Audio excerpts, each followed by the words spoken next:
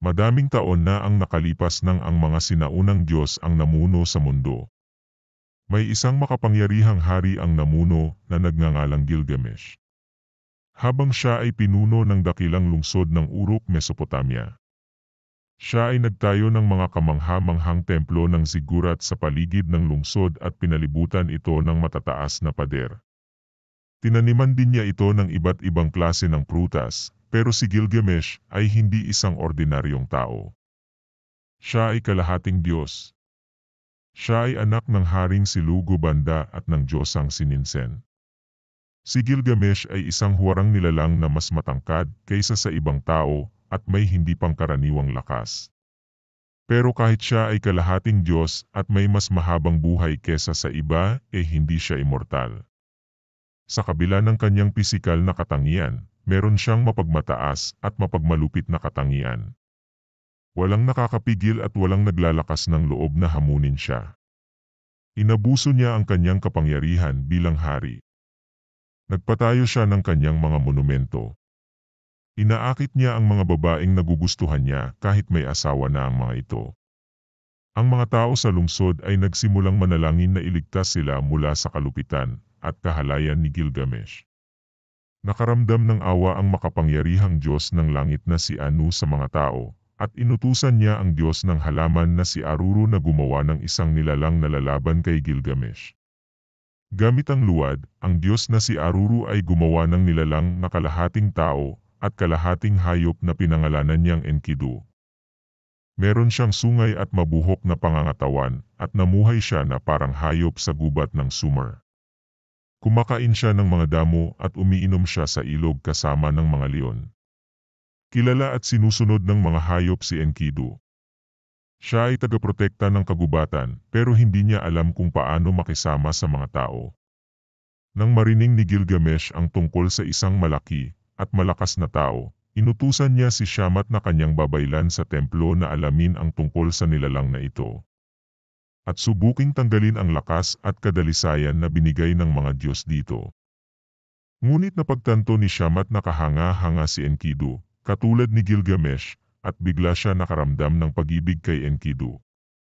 Pagkatapos ng 7 araw at 7 gabi na pag-ibigan nila, naging sibilisado si Enkidu at natuto siyang magsuot ng damit at kumain katulad ng mga tao.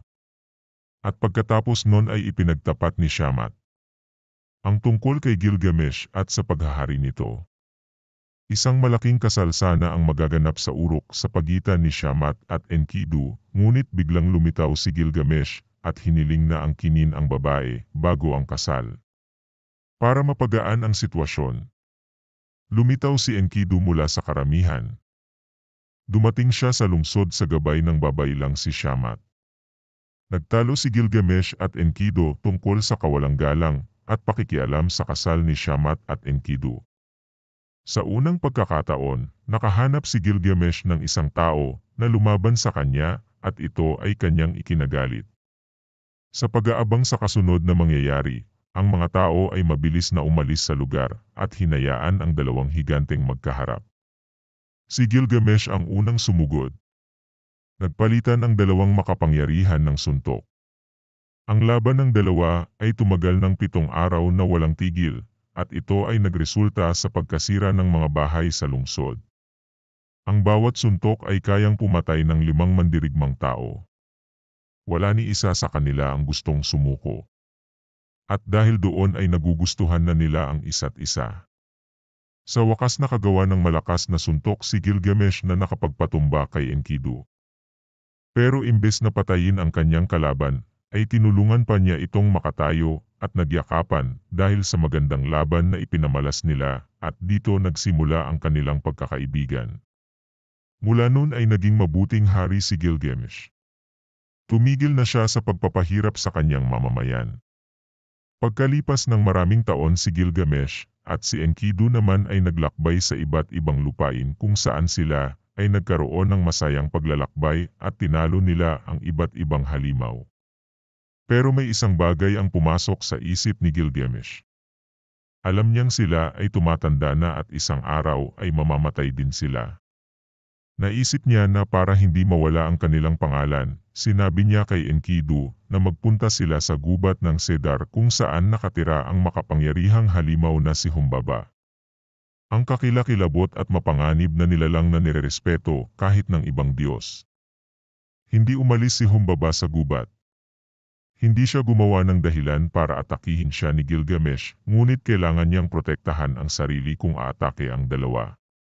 Nung makita ng dalawa na natatakot ang halimaw, inatake siya ni Gilgamesh gamit ang palakol. Nasugatan niya ito sa tagiliran. Ginamitan naman ni Enkidu ang halimaw ng sibat para tapusin ito. Bago mamatay ang halimaw, isinumpa niya na ang isa, kina Gilgamesh at Enkidu ang mamamatay dahil sa kanilang ginawa. Ikinagalit ng mga Diyos ang pagkamatay ni Humbaba. Gayunpaman, bumalik pa rin ang dalawa sa urok para ipagdiwang ang kanilang tagumpay. Pero may di-aansahang bisita ang dumating. Si Ishtar, Diyos ng pag-ibig, kagandahan, digmaan at fertility. Nahumaling siya kay Gilgamesh dahil sa kakisigan at lakas nito at nagpa siyang gawing kasintahan. Sa kabila ng kanyang ganda, ay hindi siya nagtagumpay na akitin si Gilgamesh. Tinanggihan niya si Ishtar at sinabi niyang alam niya na lahat ng kasintahan nito ay karumal-dumal na namatay.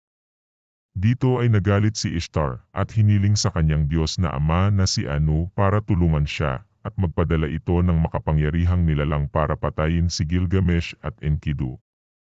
Ipinadala ng Diyos na si Anu ang toro ng kalangitan papunta sa daigdig para sirain ang lungsod ng Uruk at patayin si Gilgamesh.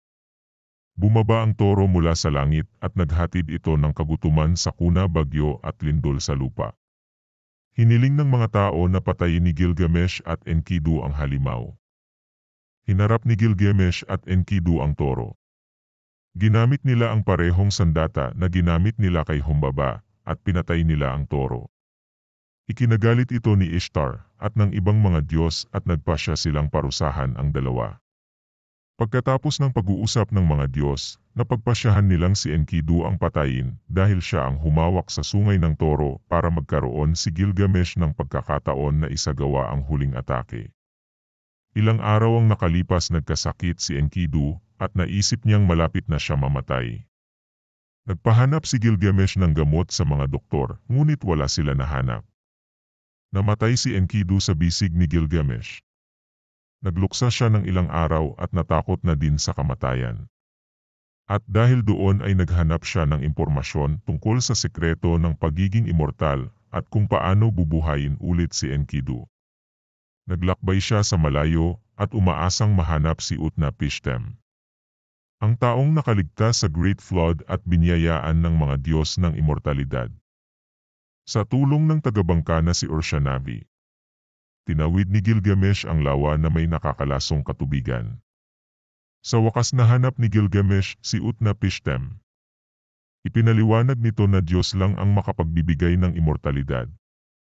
Ngunit sinabi niya na may isang milagrosong halaman sa ilalim ng dagat na may kakayahan na patagalin ang buhay ng isang nilalang. Lumangoy si Gilgamesh sa ilalim ng dagat at nakuha niya ang halaman. Ngunit pag-ahon niya ay inilapag niya ang halaman sa gilid para makapaglinis siya ng katawan. Hindi niya inasahan na may isang ahas na naakit sa halaman at kinain niya ito. Nakita niyang gumanda ang balat ng ahas at nawala na ang pagkakataon niyang maging immortal.